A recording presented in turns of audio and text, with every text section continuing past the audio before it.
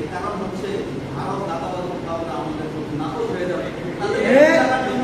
দেশকে নিজের দিকে দাবায় রাখতে হবে, কিন্তু দেশের মানুষের কথা চিন্তা করার প্রয়োজন নাই, দেশের অর্থনীতির কথা চিন্তা করার প্রয়োজন নেই, দেশের সেনাবাহিনীকে আধুনিকায়ন করার কোনো প্রয়োজন নেই, দেশের নৌবাহিনীকে আধুনিকরণ করার প্রয়োজন নেই, দেশের বিমান বাহিনীকে আধুনিকরণ করার জন্য কোনো প্রয়োজন নাই।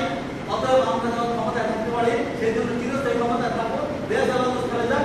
আমরা হাজার হাজার কোটি টাকা দুর্নীতি করা লন্ডনে, আমেরিকায়, ইউএসএ, ইউকেতে, আপনার সেই জার্মানিতে বাড়ি গাড়ি করে আনামা এসে আপনার দিন কাটাবো, এটাই হচ্ছে তাদের চিন্তা এবং চেতনা। কিন্তু আল্লাহ তাআলা আমাদেরকে সেই বিজয় দান করেছে। আল্লাহ তাআলা বলেছেন আরো একটি জিনিস যারা মুমিনদেরকে উদ্দেশ্য করে বলছেন আল্লাহ তাআলা তাদেরকে, তোমরা যেটা তোমাদের যে কাঙ্ক্ষিত বিষয় সেটি হচ্ছে মহান আল্লাহ তাআলার পক্ষ থেকে তোমাদের সাহায্য এবং প্রতি নিকটবর্তী সময় তোমাদের বিজয়। সেই বিজয়টি আমাদেরকে বিজয়টি আমরা এখনো হয়েছে আমাদের বিজয় ধারণা, বিজয় আমাদেরকে হাত ছাড়িয়ে দিয়ে ডাকছে কিনা? কারণ সেই আমাদের সেই বিগত 17 বছরে আমাদের যে ভাইয়েরা হামলার শিকার হয়েছে, মামলার শিকার হয়েছে, আমাদের জেল জুলুম কেটেছে এবং অর্থনৈতিকভাবে ক্ষতিগ্রস্ত হয়েছে, তাদের ব্যবসা বাণিজ্য ক্ষতিগ্রস্ত হয়েছে, তারা স্ত্রী ছেলে মেয়ে হারাইছে, কিন্তু তারা এই কি বলে যে পুষ্টতাপূর্ণ যে পথ, সেটা হচ্ছে ইসলামের পথ, সেটা ছেড়ে কখনো তারা চলায় নাই।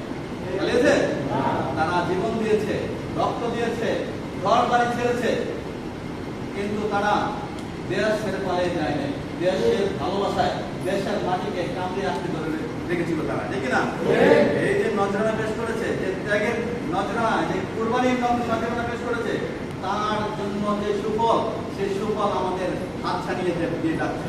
সেই সুফল আমাদের দোরগোড়ায় এসে পৌঁছেছে, কিন্তু এখনো সেই স্বাধীনতার যে সুফল আমরা অর্জন করিনি। স্বাধীনতার একটি 5ই আগস্ট আমরা যে স্বাধীনতা অর্জন করেছি, সেই স্বাধীনতার প্রাথমিক ধাপ আমরা অতিক্রম করেছি যে ফ্যাসিস্ট সরকারকে এদেশ থেকে বিদায়ের মাধ্যমে। আর আগামী দিনে যেটা আমরা আশা করি, যেটা আমরা বিশ্বাস করি, যে আগামী দিনে এই ফ্যাসিস্ট সরকারের বিদায়ের মাধ্যমে পরবর্তী সময়ে বাংলার আকাশে যে আলোর একটি সূর্য উদিত হবে, সেই সূর্যটি হবে ইসলামের সূর্য। কারণ আল্লাহ তাআলা বলছেন যে যেই জমিনে শহীদের রক্ত ঝরে সেই জমিনে দিন কায়েম হয়, হয় না? সেই জমিনে দিন কায়েম হয়। আরেকটা কথা আছে, ইসলাম জিন্দা হতে হয় আর কারবালা কে বাদ, ঠিক না? কারণ আমরা বিশ্বাস করি বিগত 15 বছর ইসলামী আন্দোলন যারা করেছে, ইসলামকে জীবন ব্যবস্থা হিসেবে মানার জন্য চেষ্টা করেছে, যারা ইসলামকে তাদের সামাজিক জীবনে যারা মেনে চলার চেষ্টা করেছে, ইসলামকে তারা অর্থনৈতিক জীবনে যারা মেনে চলার চেষ্টা করেছে, ইসলামকে যারা তাদের বিচার ব্যবস্থার মধ্যে নিয়ে যেতে চেষ্টা করেছে, ইসলামকে যারা তাদের আত্মস্বজন পাড়া প্রতিবেশী হক আদায়ের ক্ষেত্রে যারা মেনে চলার চেষ্টা করেছে, ইসলামকে যারা সর্বশেষ রাষ্ট্রীয় ক্ষমতায় নিয়ে যাওয়ার চেষ্টা করেছে, তারা বিগত দিনে সেই কারবালার মতো তাদের জীবনযাপন করবে।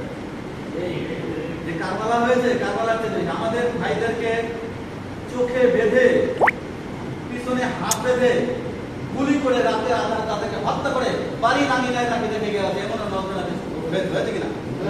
আমাদের ভাইদেরকে হত্যা করেছে, গুম করেছে, আয়না ঘরে নিয়ে বন্দী করে রেখেছে, কিন্তু এদেশের যে ইসলাম প্রিয় মানুষদেরকে দাবিয়ে রাখা যায় না।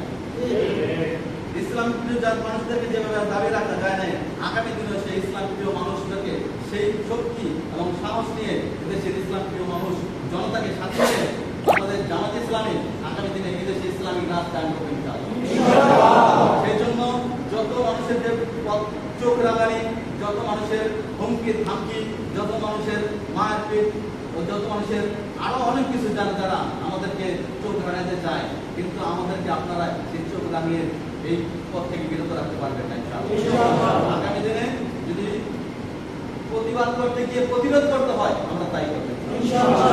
এই অন্যায়কে সমাজ থেকে চিরতরে মিটিয়ে দেওয়ার জন্য বাংলাদেশ জামাত ইসলামের প্রত্যেকটা কর্মী জীবন দেওয়ার জন্য প্রস্তুত আছে ইনশাআল্লাহ। জীবন দিতে দিতে এখন আমরা কুরবানি করতে করতে আজকে আমরা এমন একটি জায়গায় এসে পৌঁছেছি, কারণ আমার মা একটা কথা বলতো মাঝে মাঝে, যে আগুন, যে কয়লা জ্বলতে আন্দাজ হয়, সেই কয়লার পর তাপ বেশি, ঠিক কিনা?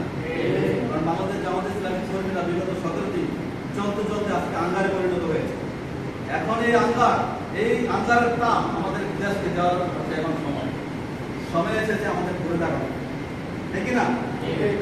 সেই জন্য প্রিয় ভাইরা, আগামী দিনে আমাদের জামাত ইসলামী যখন যেখানে দায়িত্বশীলরা আমাদের ডাক আসবে আল্লাহ এবং আল্লাহ রাসূলকে প্রতিষ্ঠিত করার জন্য, আল্লাহর বিধানকে এই সমাজে প্রতিষ্ঠিত করার জন্য আমাদেরকে যখন যেখানে ডাক আসবো সেখানে যে ডাকে আমরা সেভাবে সাড়া দেওয়ার চেষ্টা করবো ইনশাআল্লাহ। এর জন্য যদি আমাদের অর্থ খরচ করতে হবে সেই খরচ করতে রাজি আছি কিনা? এর জন্য যদি আমাদের শরীর থেকে রক্ত দিতে প্রয়োজন হয় সেই রক্ত দিতে রাজি আছে কিনা? গত 19শে জুলাই যে আমাদেরকে যে শিক্ষাটা তাদের কাছ থেকে আমরা পেয়েছি, তার কাছ থেকে তিনি 2 বার কিন্তু পড়ে গেছেন, পড়ে গিয়ে কিন্তু তার কথা কিন্তু থামেনি, সে কিন্তু কথা বলল।